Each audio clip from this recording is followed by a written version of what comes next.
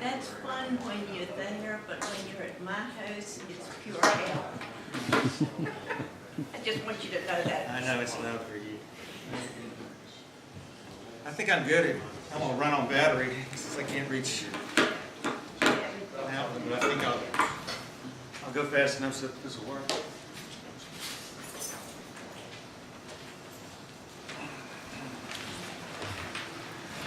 Everybody ready? Well, thanks very much for allowing me to come back and talk about the proposed amphitheater project on the site west of Tredegar. Amphitheater, also known as a grassy slope, because that's really the extent of the improvements that I'm planning.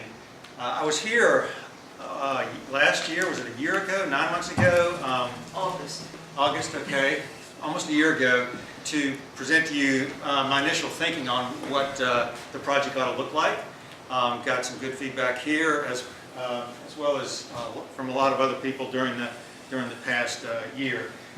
My motivation for the project is to provide a permanent permanent main stage site for the Richmond Folk Festival that will be leaving this site on Newmarket's property, which is the Altria stage site, after this year, and moving down to the amphitheater site, which is down on Tredegar, closer to the river.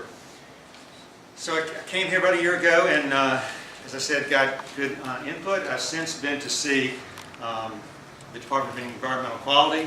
I've been to see the State Department of Historic Resources. I've been to see Historic Richmond Foundation. I've been to see the Richmond City staff. Parker and I have walked the entire site and talked about it, got a lot of really good input from him. So I've tried to make the rounds to get as much input as I could about the project.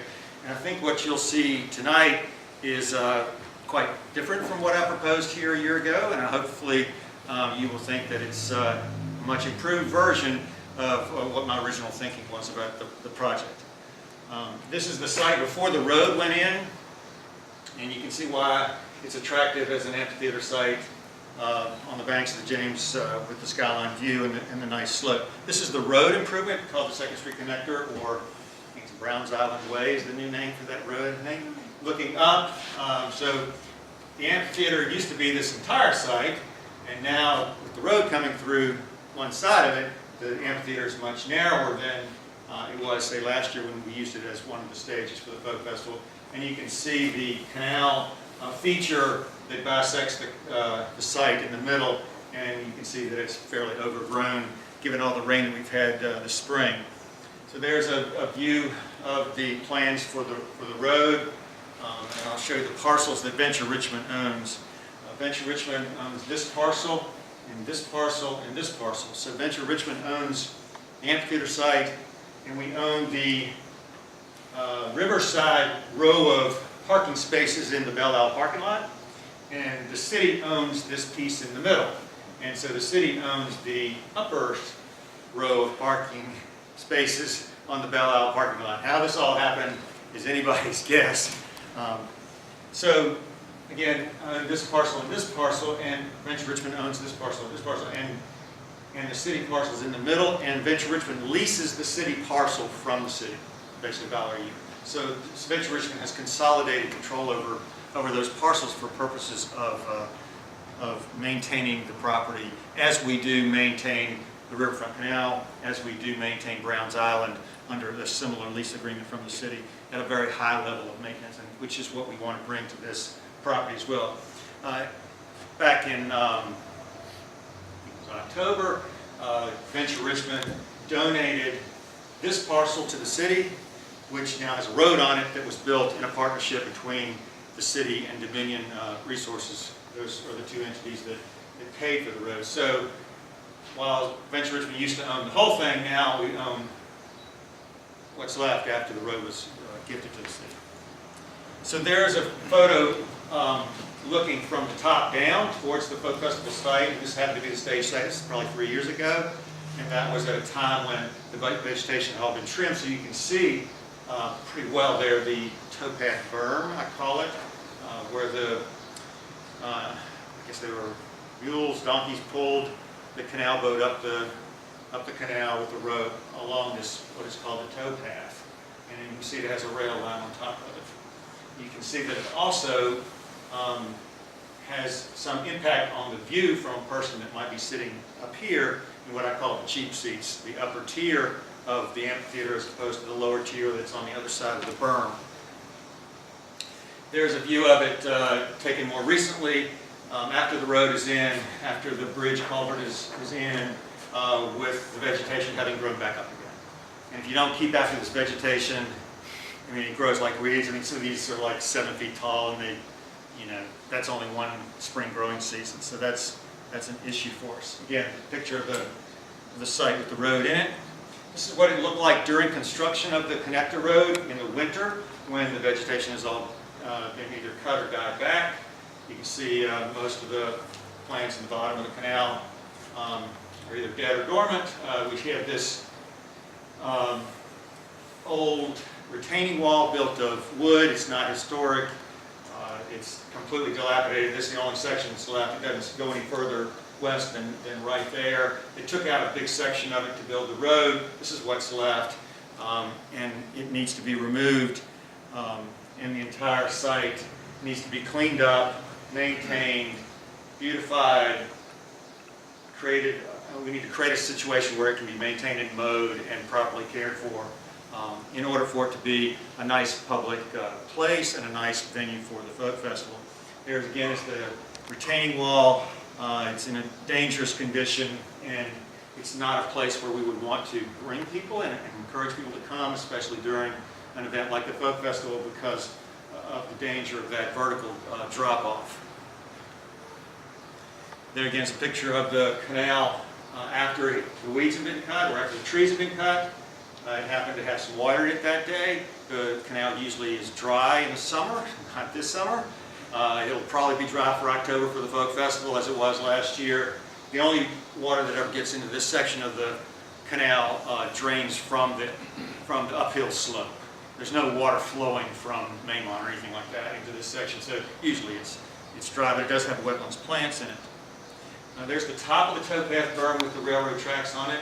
Most of the concern, including from this group, but certainly from the historic groups, about any modifications to the site for an amphitheater involve the towpath berm. That is the essential feature, that is the historic resource, that's the thing that defines the edges of the canal, that's the thing that has the pretty curve, that's what's in the old photographs. This is the feature that everybody cares about. So when I start talking about changing the towpath berm, and I was a year ago and still am talking about making changes to the towpath berm, that's when all the red flags go up, and that's when everybody gets very concerned. Nobody that I've talked to really seems to worry about the uphill side, because that's not historic, it's not original. Basically, the canal was carved out of the uphill slope, so that side does not create the kind of issues that the berm does. There's a day when it was full of water, maybe a foot of water, 2 feet of water. So there, that's about a year ago. Before it had been cut, you can see it just becomes a jungle. And this is in the middle of the amphitheater. I mean, this is dead center of the amphitheater. So we got people sitting up here, and we got people sitting down here, and this is in between. And it's not a good situation, obviously, and we've had encampments there, and probably still do in some places, but not on Venture Richmond property. So here's a view of it not too long ago after the connector road has been put in place. Here's the towpath berm, that's the top of the towpath berm right there, and there's the vegetation that's grown back up. More pictures. So, a year ago when I was here, I was talking about what I thought I wanted to do was to ease the slope on the uphill side and make it more gradual so you don't fall into the canal. You roll into it or you walk into it, and it's nicely mowed. I was talking about filling it in quite a bit. See this blue line? Yeah, is that a fence? No, that's just I put that blue line on there, overlaid the blue line on top of the picture to give you an idea of how much I was talking about filling it in and doing the same on this bank and then cutting off the top of the towpath berm. That was kind of my concept, so that you'd have an amphitheater where the person up here can see across the amphitheater down to the stage, and so that it's a safe feature. And I had alternatives. one of these may have appeared in your newsletter, where again, you ease the slope, fill part of it in, and cut off the top of the towpath berm. And other scenarios where you don't disturb the bottom of the canal at all, but you get rid of the towpath berm altogether. Nobody liked that idea at all. Make a great amphitheater though. And then this one where you fill it in more and only leave a symbolic impression in the canal, get rid of the top of the towpath, and now you have a very, very nice amphitheater. So I mean, I was looking at different ways to do this. One of the things I did since our meeting last was I hired an archaeologist, Dutton and Associates, to do a complete analysis of the resource. Go through the entire history of it and look at the soil profiles and just learn as much as we could about the resource. It's obviously a very important resource. This is the part of the presentation that he usually makes, but since he's not here, I'll just kind of use his slides. There's an aerial photo. His conclusions were that the specifications for the canal, when it was built, were that it would be 30 feet wide at the bottom, it would be 50 feet wide at the waterline, be 5 feet deep. The towpath was supposed to be 12 feet wide. So that's what you would expect to have been there originally. The 1848 Morgan map says that the water level in the canal was approximately 81 feet above sea level at low tide. The railroad tracks have been laid since then, and the brick wall was probably built in the 1870s after the Civil War. Here's the Bates map, and the point he makes here is that the towpath through the project area, which is basically kind of over here, shows this continuous towpath of the same width all along its length, which implies that it probably was built to the spec of that 12-foot wide towpath. Here's a later later map from 1877, and this one shows that the towpath has now become wider in the project area. So it's been changed now. In anticipation of rail lines, you start to see these rail lines that are being built to serve the Tredegar Iron Works. Here's your neighborhood that's on the former neighborhood that was on the uphill side of the canal. And then another overlay just shows more activity. Harvey's Pond has been filled in by this time, 1886. There's no rail lines on the towpath behind Tredegar, and that's significant. We think the section of the towpath behind the Tredegar Iron Works, where the brick wall is, where they shoot the cannon, we think that part of the towpath is still fairly original. It never had a railroad line on it. It's never been modified to accommodate the railroad, as was the case with the amphitheater section that was modified a whole lot. So if you want to go find an intact, fairly original portion of the canal, you go there. And that's what our archaeologists concluded. And so we spent a lot of time studying that portion of the towpath. Here are some images. These are much further west of here, but it shows these are railroad ties that are stacked up, getting ready to be placed on top of the towpath so that the rail line can be put in. My original thinking was that there was the towpath, and then there were several feet of ballast or stone or gravel, and then you'd have the railroad ties, and then you'd have the railroad.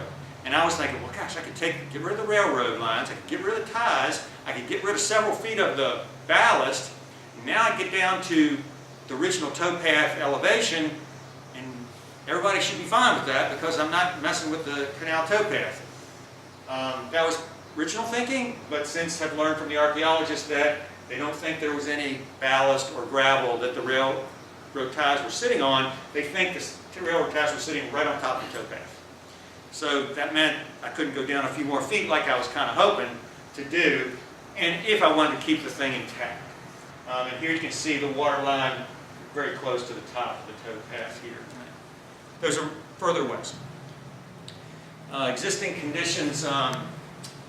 Right now, the towpath width is more like 25 feet wide, not the 12 feet that was in the specification. and you can see the railroad lines. I'll get to some more on this. The site soils, he looked at the soils. We did some borings, but then when the road was built, they sliced through the towpath completely down to the water level. And that gave the archaeologists a really good opportunity to look at the soil profiles for real, right there in front of you. Very nice clean cut. So on the western side of the road, you can see that the soil is all mixed up. And he says that's not original, it's changed, it's got all kinds of stuff in it that would not have been there originally. It's not pure clean clay. On the section looking east, and here's Tredegar, and here's the wall behind Tredegar. Here's that section of the towpath that we think is fairly original. Archaeologists would say that he thinks this section is undisturbed, mostly clean clay, likely not to have changed over time, which is another indication that this section of the towpath behind this wall is probably pretty pristine. So his conclusion, he didn't see much development of the site before the 1870s, so after the war, towpath was altered for rail transportation. Soil profiles suggest that they're not entirely original, there's been some change. So this is a picture of the road being built. So again, looking west, you get the slice that you can see all the way through the towpath. You can see they obliterated the whole towpath to build the road. This is looking east, and here you're seeing the clay is much more uniform. You can also see the remnants of some sort of brick foundation for something on the Tredegar side. Again, looking on the west side, here's the rail line. There would be a tie underneath that. This section of the soil, he's saying, is all mixed up and has been changed over time. When you get down to here, you see pure clay, undisturbed.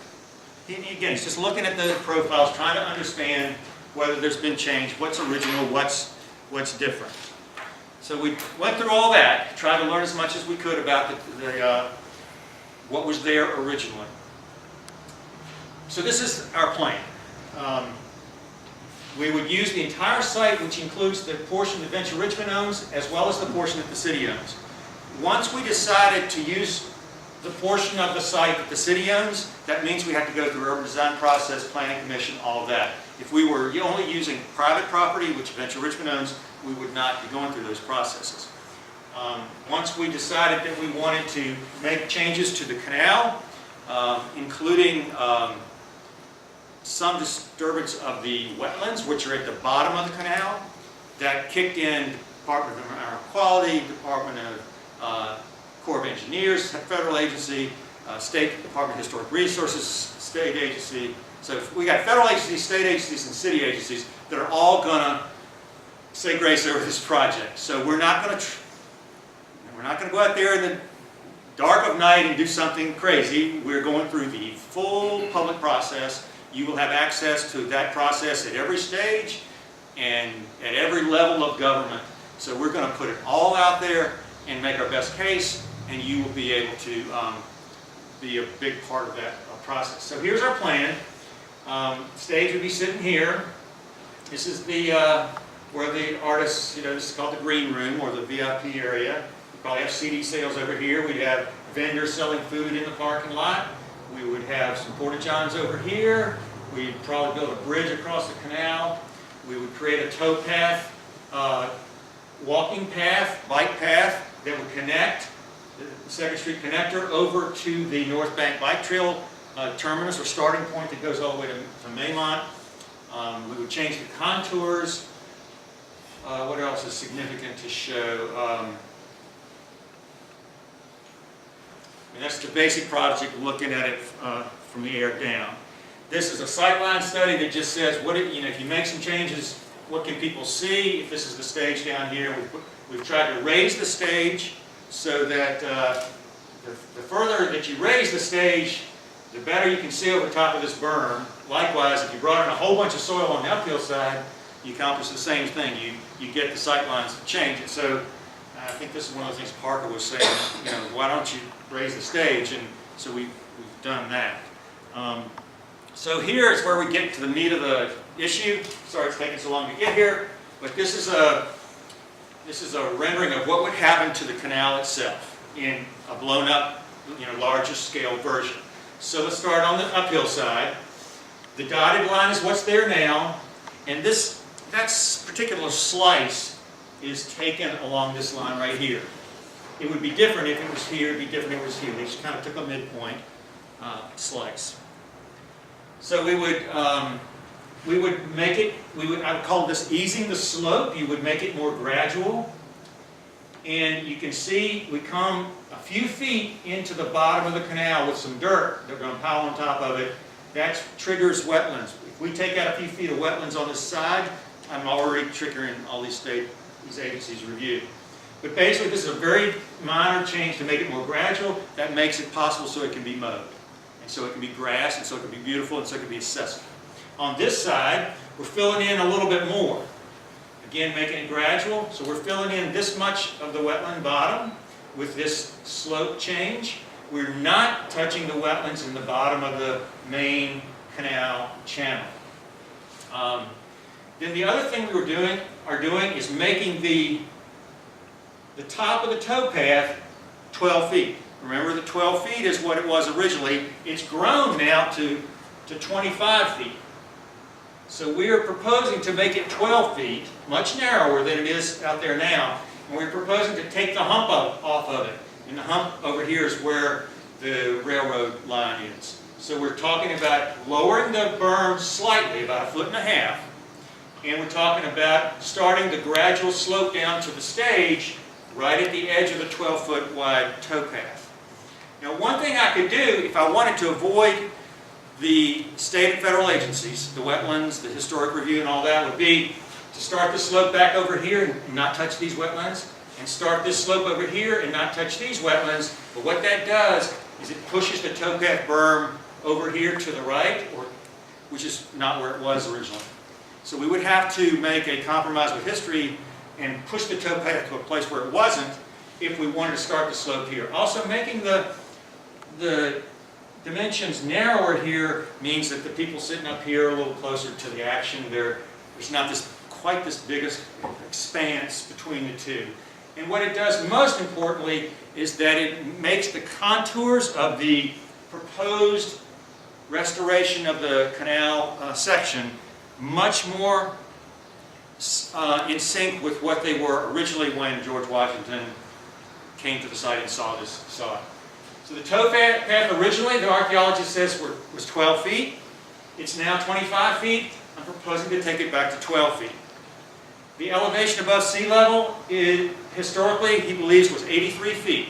We have been out there with surveyors. They have surveyed the section of the towpath that we think is still original. It didn't have the rail line on it that's behind Tredegar.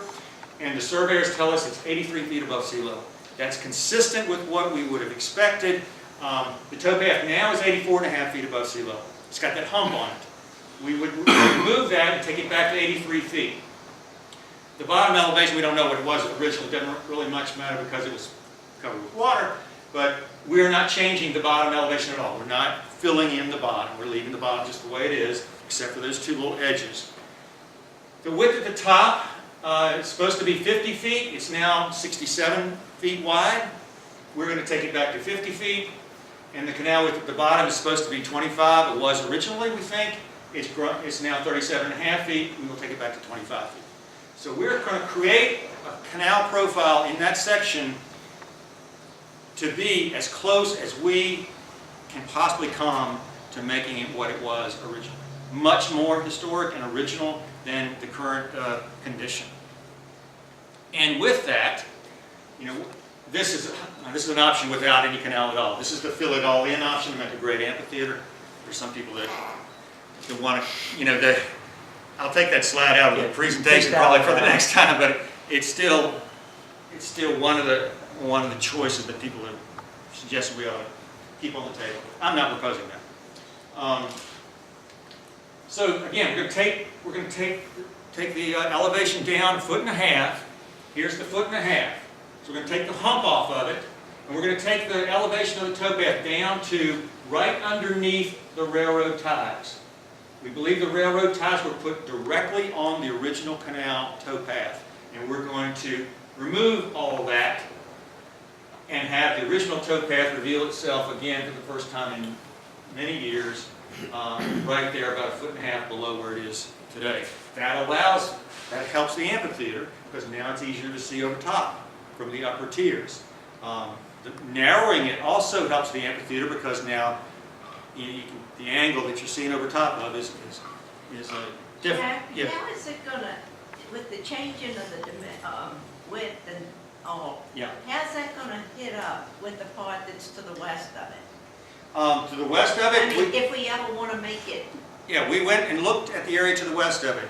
And there's a section between our property and the Lee Bridge that looks fairly original. It's about 12 feet wide. It's 83 feet above sea level. But then you get a little further west and you get to the Lee Bridge where it was just completely torn up to build a bridge. And what's there now that's not a good representation of what was there before. And then you get further west, you're on the section where the railroad has just taken over the towpath. There's a rail line there now, which is not original at all. So again, we would have the top of the towpath be right underneath this railroad tie. And we surveyed what this elevation is right underneath the railroad tie, and it's 83 feet. So it all ties together historically. So what we would remove, we'd remove this railroad tie, we would remove this rail line, and we would remove this hump up here. And we would have a narrow, flat, original towpath. Now this is what we were thinking that we wanted to do originally. Make it more like the area to the east on Newmarket's property where they filled it in partially and they made the slope very gradual and obviously it can be mowed. We've decided not to go that way. We're going to leave the bottom the way it is. We're going to have a slope that's not so gradual but that can be mowed. We will not mow the bottom of it because it won't be grass. So this is the bridge, and you can sort of see how it's been sloped down. Here's another section of the bridge, and you can see how it's been sloped down right next to the wall that I want to get rid of, and I want to make the rest of this slope a little more like this. Maybe not quite that steep. So again, so it can be mowed, taken care of properly. This is the top of the towpath berm right next to the bridge. So, and then you get to the vegetation. I want it to all be kind of like this. It can be mowed. And again, I'm trying to accommodate a very large crowd on this site in a way that satisfies the needs of the venue. The folk festival takes care of all these crowds, but at the same time respects history. So it's vitally important for the continuation of the folk festival to have a site where it's large enough to bring the masses of people that come to this thing every year. So it's necessary. The canal for the first time is going to be approachable. It's going to be interpreted with signage. It's going to be maintained and taken care of. It's going to look like it did in the beginning. You're going to be able to touch it and feel it and walk up close to it. You won't have to get in the middle of a jungle. It'll be a site you can bring your family to and say, well, this is pretty much the way it looked. And it will be enhanced for public use year-round, not just when we're using it. Again, we're returning the canal to what we think is its historic configuration in every important respect, and we would like to create a bike trail on top of it. If the city replaces that 80 or 90 foot section of brick wall that's further west of the amphitheater, that might be possible to have the bike ped trail because the wall would be in the way, but that's up to them.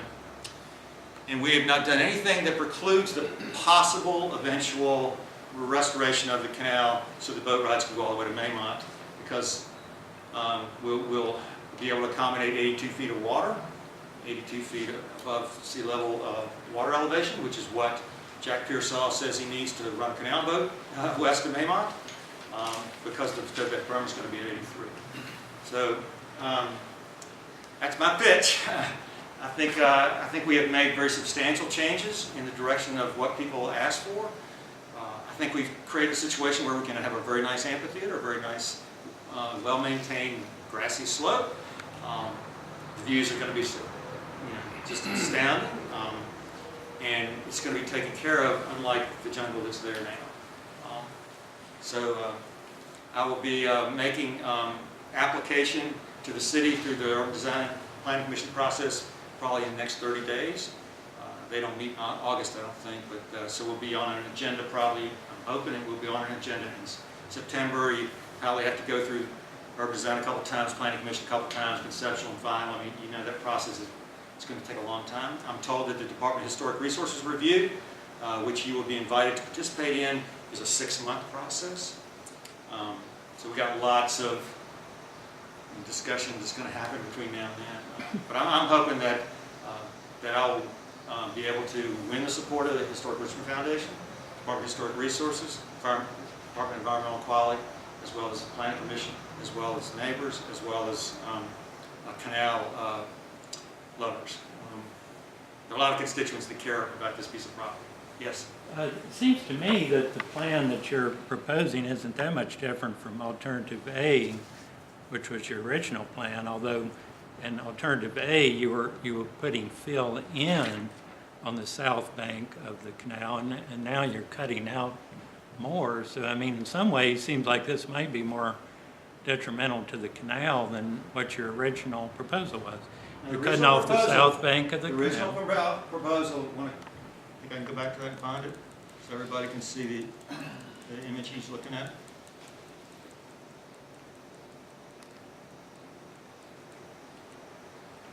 Okay, the original proposal filled in the bottom of the canal.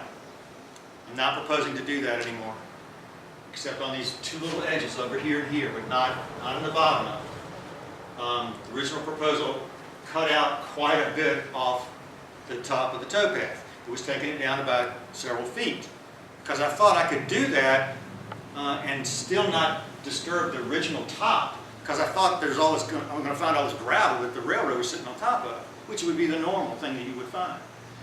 But so this is vastly changed. I'm only talking about 1.5 feet.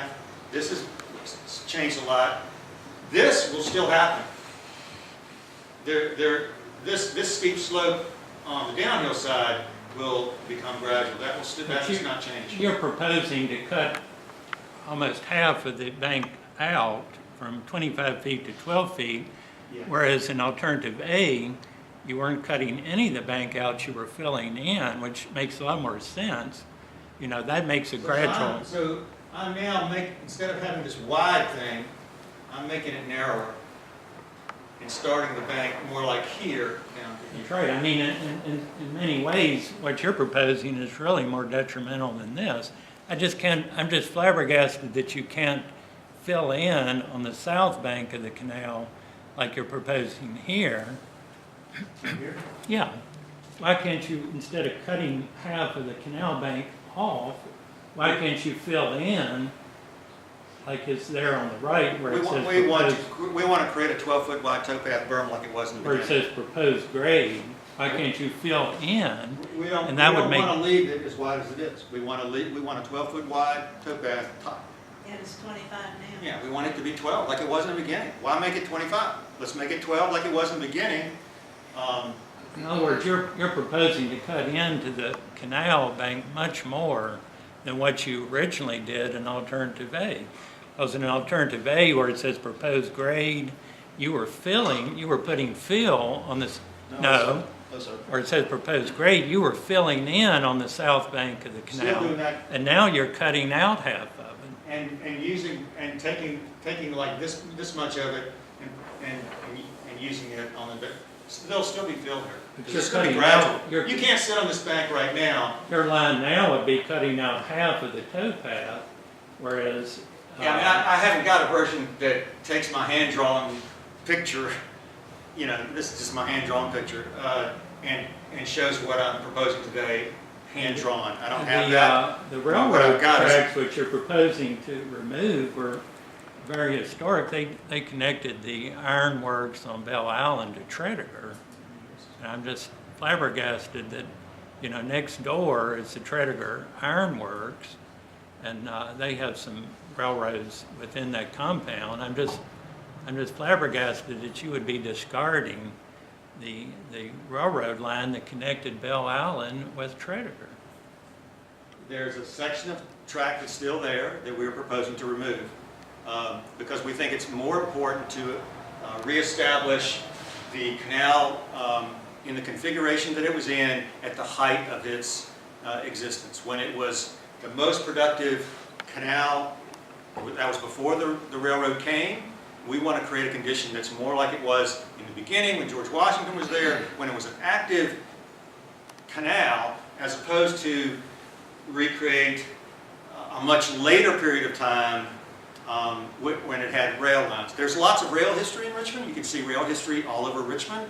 There's not many places where you can see an authentic representation of the early canal, which we will have. I have a concern about narrowing that area as well. Can you look at the aerial map where you have a bridge and a bike path? Yeah. What are you proposing to, how are you proposing to surface that area if there's two people crossing each other on this 12-foot narrow area on a bike? I'm just trying to envision what this is like, and now there's going to be a bridge. And potentially there's water in there. It just seems very unsafe. Would like to create a condition on the top of the towpath that is representative of what you may have seen in George Washington's day. I don't know what the material was that was used, whether it was just dirt, oyster shell, sand, gravel. I don't know what the surface top was. We'd like to be something similar. Now, ideally, we would like for it to be a surface that would be handicap accessible, that you can roll a wheelchair on, that you can ride a bike on. That has not been determined, that level of detail of what the surface, what the top of this surface will be, but it will be the width that it was originally. And that's all to scale right now? That's what 12 feet looks like? I think that's the scale, yeah. I didn't drive it. And Yeah, then the bridge, this is pedestrian, there's a pedestrian bridge underneath the Lee Certainly. Bridge. And we're proposing to provide another one, just so that the people sitting up here have easy access to this area and have easy access over here to these porta johns and the vendors. Where will you have? That's not essential. That's not essential component. We may not build a pedestrian bridge if it's not really needed. You can get from the top section by going around this way on the road. We just want to give a second way around without people having to go all the way over to this one. Where is the pad?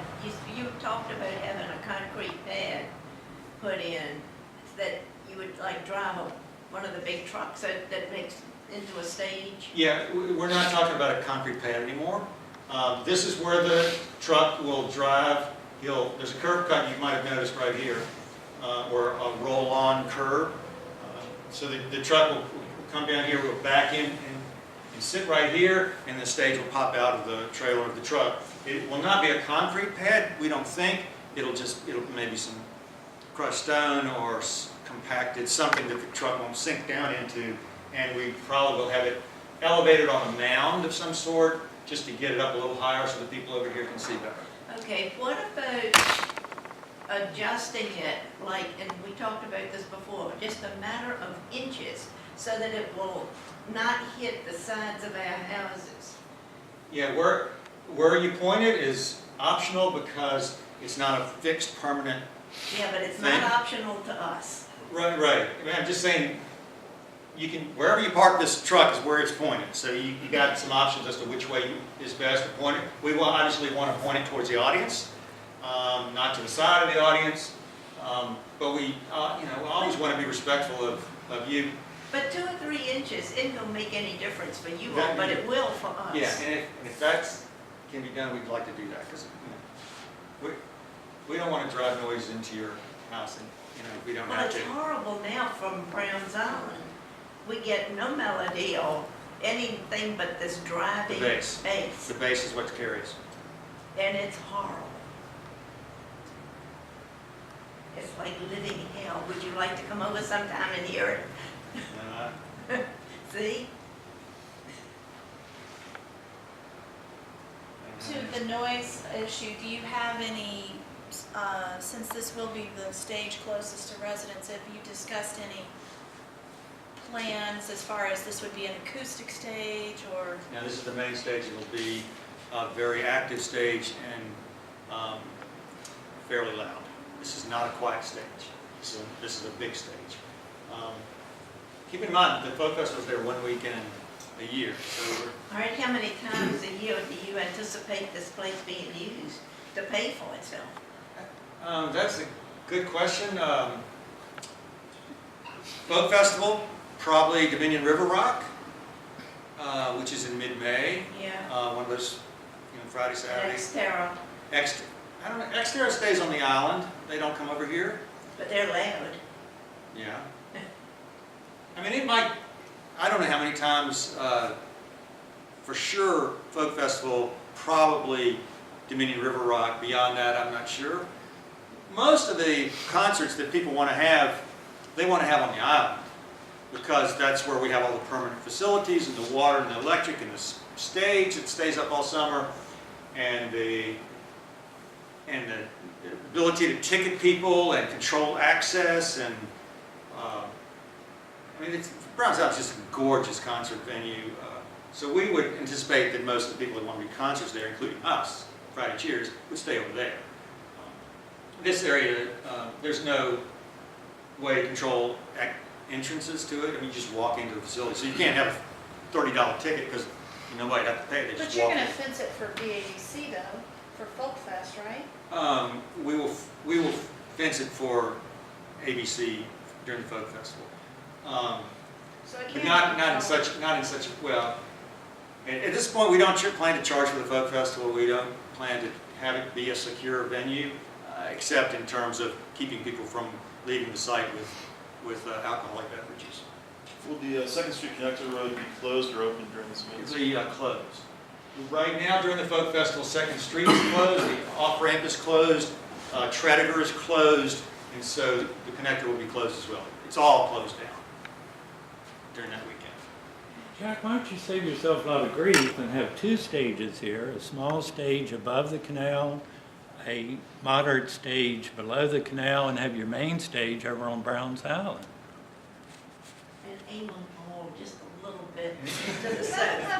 And You've got two tented. if you're pointing speakers from this stage this way, that drowns out anything that's going to happen here. Well, no, you could And it have, also drowns out anything that might happen at the War Memorial You could have it- Amphitheater, which we thought about using, but you could have a tented venue just like you do on the Folk Festival. You could have, a smaller tented venue above the canal and a yeah, we're Modern. going to have a new tented venue, very large tent over on Tredegar on the top of the steps.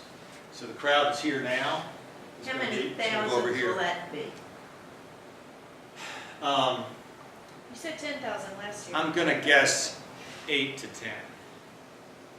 It's narrower because the road is taking so much of the property. It's questionable as to how much of this is usable. If the city puts the brick wall back, that brick wall is like this section right here. It's the brick wall, which means that the people back here wouldn't be able to see, which is not a big deal because there's not going to be many people sitting here anyway. Those are the cheapest of the cheap seats. But it is narrower. We are picking up some more space over here. That's where the city property is. Are you planning to do anything to help the parking situation in Argandale? No, we don't have any plans to add parking resources. I mean, I think, and we mentioned, I think I mentioned the last time, we might at some point want to talk about some sort of permit system or some sort of, I'll have a piece of paper in the dashboard on that weekend and only residents can come into your neighborhood.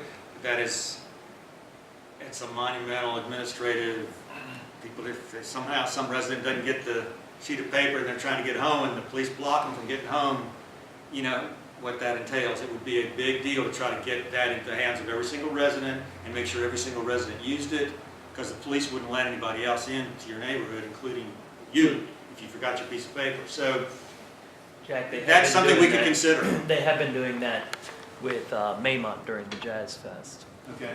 I mean, if that works, and you like that and want to implement it this weekend, that's fine with us. We don't want our patrons parking in your neighborhood. Well, they do because sure they do. it's free. Yeah, I'm sure they do. It's very close. Yeah. And, but, it's not something we desire. Yeah. Jack, thanks for this presentation. Thanks. This is very helpful to understand how you changed your plan. The Argan Hill, the Overlook Homeowners Association sent you a letter last year concerned about the noise, no big surprise, and suggesting that Venture Richmond limit the number of concerts or events that it has at the amphitheater, and suggested, recognizing that the Folk Festival is an important part of the downtown experience in River Rock and that sort of thing. Is there any reason why we should expect or not expect Venture Richmond to make some commitment, or at least a statement of its intention with respect to the number of activities? I mean, you've explained the reason why it's not the ideal venue for certain types of things, and that's helpful. That gives some comfort. But I think it would go a long way in terms of good faith if Right. Venture Richmond were able to at least respond to a request that we made, and I think this organization may have made as well. Great. I wrote you a letter back, right? I'll have to go back and see what My I said. recollection was your letter said we couldn't give you anything specific. Okay, well, let me see if I can do better than that. I don't have any problem expressing what our intentions are. It's a very beautiful site. It's a site that we want to welcome people to all year round, to jog, walk their dogs, ride their bikes, look at the canal, especially if the canal has historic signage attached to it. We want it to be nicely mowed.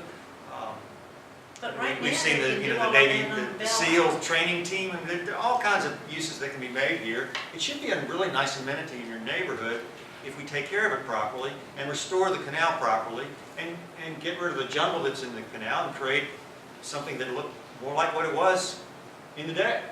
So we want it to be an amenity for the public year-round, and we want it to be real noisy, several weekends a year.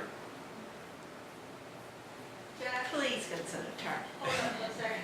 There's a question over here. What happens to the parking at Belle Isle? Belle Isle parking shuts down the week before the festival and the week of the festival. But the remaining of the year? It would remain open just the way it is today. We would make some improvements to the parking area. As part of this project, It's different on that map, that's why I was asking. Yeah, It looks like and there's a look, row it's of trees big. where the parking is. they've made some subtle changes to it. We're proposing to get rid of this ditch that goes along here, get rid of this chain link fence, make it flat, put the drainage in a pipe. We're proposing quite a bit of additional landscaping up here near the entrance to beautify it as you drive by on Tredegar. We're proposing to just make some minor improvements to what's there now. I don't think we changed the number of parking spaces. In fact, I think we may have even added a few up here at the front, but basically it would remain as it is I today. think there's two levels, what you think Oh, of as yeah. the parking, and the second level is kind of under the train tracks, which is technically CSX owned land. Yeah, we don't own that. So control that. the city and what Venture Richmond owns is mostly that upper segment of parking. And I think, and you can correct me if I'm wrong, but from what I'm looking at here, it looks like it's mostly that upper deck and that slope where people like to jack their trucks up and park vertical. I think that's maybe where the trees are Yeah, we're gonna try to fix that. But we're gonna get rid of those rocks. We're gonna probably put in a nice, not a fence, but a sort of a guardrail like you'd see in a national park that's made out of wood. We're gonna plant some stuff on that slope. We're not gonna let people park, with their Jeeps up in the air. I mean, we're gonna try to make it a little nicer, but bear in mind, we don't control anything under those trestles. That's CSX. It looks like heck. It's gravel. It's, anything goes. I'm really surprised that CSX has allowed that to continue because they have some liability probably if something falls off of a train. But that's their thing, and I'm not dealing with that. We use it actually during the Folk Festival. We use that site. It's where our ice truck is. Yeah. I have. Down on the Venture Richmond site, you can see pricing and stuff to rent out Browns Island. Would this be listed just the same on your website? Yeah, what other kind of private events can be held? We haven't really given that any thought. I'm not sure why anybody would choose this site over Browns Island. Availability. I mean, it's just a matter of. Yeah, Could you double book? It just looks like double, trouble. double booked, right? I mean, if it's a big concert on Browns Island, it's going to bleed over here. If it's what we do on Folk Festival, which is mostly intense, it's not going to bleed so much. I think we would probably be open to the idea of renting it, but that's where the idea that Lynn has about some sort of limit on the number of times Right. would What- be something that would give you comfort. Is that in the MOA with the city? Excuse me? Is that language in the agreement with the city on this, since it's a share, since the city owns half the No, land? No, there's nothing like that in the lease. So the lease that the city has, it doesn't outline anything, maybe you can send it to me, doesn't outline anything that says what you can and can't do on the land. There's a lease that includes all of the Canal Walk and all of Browns Island. And then there is what I think is called an operations and maintenance agreement that specifies some of that. But on this particular, And this particular parcel was added to that lease. Oh. So the lease terms that apply to So it's everything else all- are the same. okay, So, for example, we set the rules. right. So if we say no skateboarding, there's no So the skateboarding. various parcels of the cities aren't, it's all combined into All one lease combined into agreement? One lease with the Okay. same Well- conditions. That is subject to change. If you wanted to make some changes to it, you're in the city, you could do that. There's also this, I don't know what might come out of the planning commission process, whether they're going to have some of the same issues that you're raising. I've got a question, and maybe this is methodology, because I think when we talked, you had mentioned your archaeologist, and I had mentioned Lyle Bowering and the Canal and Navigation Society, and trying to get the two of them to talk. The 12-foot, 20-foot, 77, 83, I'm trying to remember all the different numbers that are on that. It sounded like your archaeologist was using paper documents to determine some of those widths, but not necessarily what was on the ground to determine the widths. And what my question would be is, if what you see on the ground is different than what you might see on paper, there might have been some change as they were constructing that ultimately dictated what you got on the ground, right? And so We don't have as-built from the 1700s, right? Right, so how do we then determine why realistically what is on the ground is there? Because it's not reasonable to think that a towpath went from a 12-foot design to a 25-foot actuality, or the width of the The reason he canal. says that happened is that, and he's got a map that shows the Yeah. 12-foot width, and he has another map later on that shows the 25-foot width, and the reason he thinks that happened was to accommodate the rail line. To accommodate the rail line. And so I guess particularly with the towpath, we had talked about the wall that connected over to Tredegar and that is kind of shown here. And you can see how just that wall and then where you've proposed the towpath and this, whatever the grading might be between it. But when we walked, you had mentioned the possibility of leaving kind of the ghost line of the wall on the Venture Richmond land. So it The looks wall like is there's fine. so I guess my question is, what is the distance between the wall and the embankment of the inside of the canal on the south? That's about the 12 feet. Is The that 12 feet is inside, I'm pretty sure that the 12 feet would be from where the wall was to the water side of the canal. And then what was built up is on the other side of the wall, the downhill side of the wall. The wall was a property So line. the wall could be more of a delineation. Yeah, that's kind of where the 12 feet stops on the downhill side and where the slope would begin. The wall is about 3 feet, has a footing, a foundation underground of several feet. We're not proposing to dig all that out. We would probably just leave you'd be able to see where the wall was, but you wouldn't see the wall. I mean, I've got pictures of the wall if anyone wants to talk about the wall. Did Harvey's Pond go up to where Second Street and the new connector come in? Harvey's Pond is over here, Oh, right? I have the maps. Yeah, I think I have the maps of that. yeah, well, they would. That's Harvey's Pond, and I think that, you know, our project is kind of like in here. So that whole flat area where the Altria stage site is, the main stage, the very first picture I showed you, that's Harvey's Pond. So basically it was where the Here's our basin spot. in, yeah. Yeah, this is, that's the flat area underneath the Newmarket headquarters. This map shows, you know, fairly regular width canal towpath, comes over here, gets wide all of a sudden. And the earlier map showed it being the same width the whole way. That's why the archaeologist theorizes that at some point there was a change, and he thinks the change was related to the rail line. Yes? Is the main entrance changing, and is that stage that's above the canal staying in the same place, or is that the whole part that you're losing to Newmarket? That's the whole- Yeah, that stage would go away. Okay, entirely. And where's the main entrance going to be?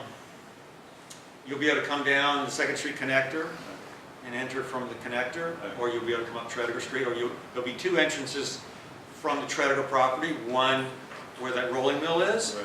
and then one up where we have the children's area, where that little circle thing is. Okay. So that's how you get, The Second Street connector would be closed during the events. yeah, so on foot. So you would, Oh, okay. so you would walk in. Okay. We might have the GRCC buses drop off in that little loop below the War Memorial and turn around, go back out. That's what we're thinking would be a good drop-off point. Have decided that. What does the War Memorial think about the noise factor and them? How it will affect them? Because they're gonna get blasted. I don't know what they think about it. I'd have to talk to them some more about it. I think they are mindful of that, but they're most mindful of that on certain days that are important to them when they have their most important ceremonies. And they want to be sure that we're not impinging on their ceremonies, which are very solemn occasions. So when I talked to them a year or so ago, it was, can we make sure you stay off of our dates?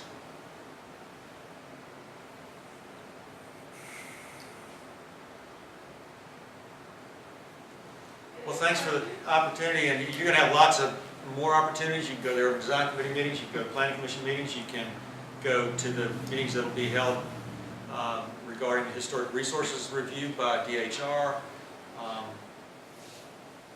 There'll be, and you're free to call me at any time and tell me, you know, what you think. How can we get it so that there will be that little bit of a skew towards the south for the stage?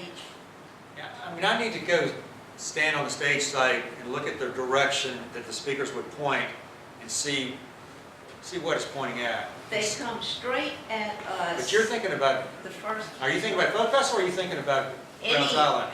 Browns Island right now is horrible. But that's at a different direction. Browns Island really is pointed upriver right at you. And then it goes by us and hits the second row of houses and comes back, so we get it twice that way. And then it comes in, Accounts for some of the base. and then it comes back into the parking lot behind us. So there's no getting away from it. I don't think a few inches is really gonna make that. I mean, They tell me that some years ago it was done and it really worked. I think a few years ago, I think the volume on Browns Island probably was turned down. It's in the past 5 years, the volume of the speakers has been cranked up horribly. Yeah. So I don't think it's a direction of things. It's I think it was 2005, must have been 2005, that they turned them just a little bit, that people had told me about. I'll check on that. I think it's mostly a function of the type of act and how much bass there is. So It's is the there a bass way to- guitar and the drums that goes through anything. That's what you're hearing. And so when we have an act that's got a lot of that going on, But every a hour. bluegrass act, you might not hear it all. Oh, we do. You do? Okay. A lovely banjo. But anyway, it goes, every half hour, there's an incremental increase in the volume. I'm not aware of that, but I'll look into that. Sometimes it's hourly, sometimes it's half hourly. I'll ask them if they're turning up the volume during the show, I don't know. Well, my friends figured that it was because people were getting more people? drunker, so they were just ramping it up. I don't know if they turn up the volume as more crowds get there or not. I'll have to ask them. Thank you, Jack. Yeah, thanks. Good luck, Brian. What, you talked about your core and your state regulatory Right. efforts. What exactly do you need from the city? Do you need a special use permit, or what are you going for? I need, it needs to get, because it's being, part of it is on city property that I Right. lease, it needs to be approved by the Urban Design Committee, who makes a recommendation, then go to the Planning Commission. So it Okay. needs Planning Commission and Urban Design. It does not go to City Council, as far as I know. Okay, Um, that's what. And the reason it goes to the Corps of Engineers is because I'm Those touching wetlands. those wetlands. Yeah. The bridge didn't go to the Corps of Engineers. They touched the wetlands. Right? I'm gonna touch them a little bit more, but I'm going to make sure I go see everybody I gotta see. Well, Can we just get a keep bag? them to be there. Can we get a bagpipe exemption? Yeah. That's a loud. They don't have a lot of.